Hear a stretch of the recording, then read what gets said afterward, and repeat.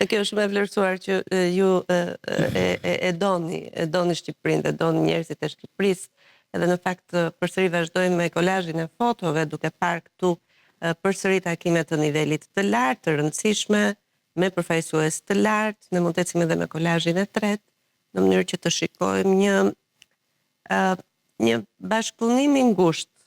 Në fakt, të dy vendet ne kemi një histori të caktuar, me ulje ngritjet tona, por tani që ju e njihni Shqipërinë, edhe tha që e doni Shqipërinë, doni njerëzit e Shqipërisë, si e shihni perspektivën e raportit mes dy vendeve, pavarësisht atyre gjërave që ne i kemi si fqinjet gjithmonë kanë ato problematikat e tyre.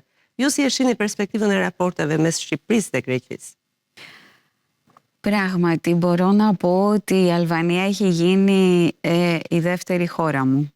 Και το λέω με όλη τη σημασία που έχει αυτή η φράση. Όπως σας είπα, ζήτησα να έρθω στην Αλβανία αφού ήταν το πόστο ανοιχτό. Τη χρονιά που εγώ έπρεπε να φύγω. Me të vërtet, mund të them se Shqipëria është bërë vendi im i dytë dhe e them me gjithë kuptimin e kësaj shprehjeje.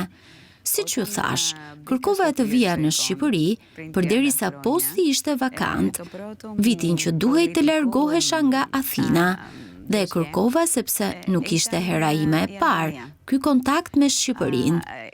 Kur hyra në Ministrinë e Punëve të Jashtme 30 vjet më parë, dosja ime e parë politike ishte Shqipëria. Ishte atëherë në vitin 1997, vite shumë të vështira për Shqipërinë në atë kohë. Ishte kontakti im i parë me vendin dhe popullin tuaj, por gjatë këtyre viteve shumë të vështira për vendin, kontakti im me njerëzit, me shqiptarët, më bëri ta vlerësoja shumë popullin tuaj. Mendoj se është një popull shumë i zgjuar, shumë i aftë, shumë punëtor që mund të mbijetoj në kushte shumë të vështira. E vlerësova shumë vendin dhe popullin tuaj atëherë. Kështu që pas 30 vjetësh, kur isha gati të emërohesha ambasadore jashtë vendit për herë të parë dhe pash se në Shqipëri, në ambasadën e Tiranës posti ishte vakant, e kërkova me shumë gëzim. Nuk jam penduar. Këto 3 vite ishin shumë të pasura, me shumë përvoja, jo gjithmonë të mira, jo gjithmonë të këndshme, me shumë ankth, shumë stres, por edhe me shumë dashuri dhe mirëkuptim nga njerëzit. Prandaj tani them se është bërë vendi im i dytë.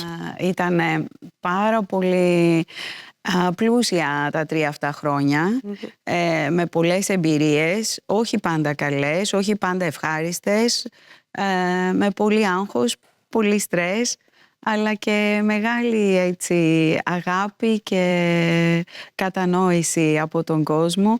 Γι' αυτό και τώρα λέω ότι έχει γίνει η δεύτερη χώρα μου.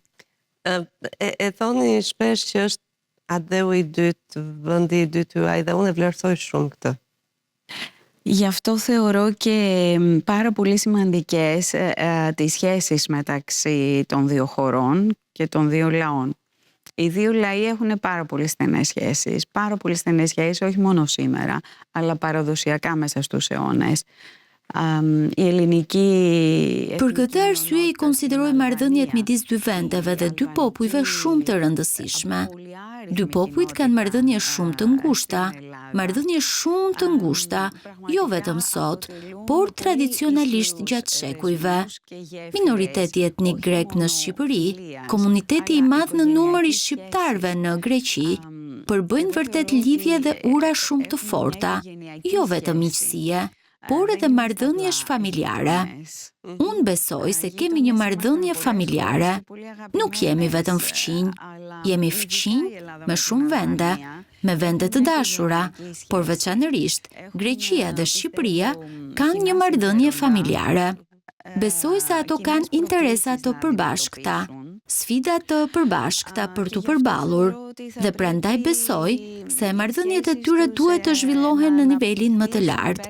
Jo vetëm marrëdhënie të mira ose shumë të mira, marrëdhënie të shkëlqyera, siç kërkon një marrëdhënie familjare, një marrëdhënie mirë familjare.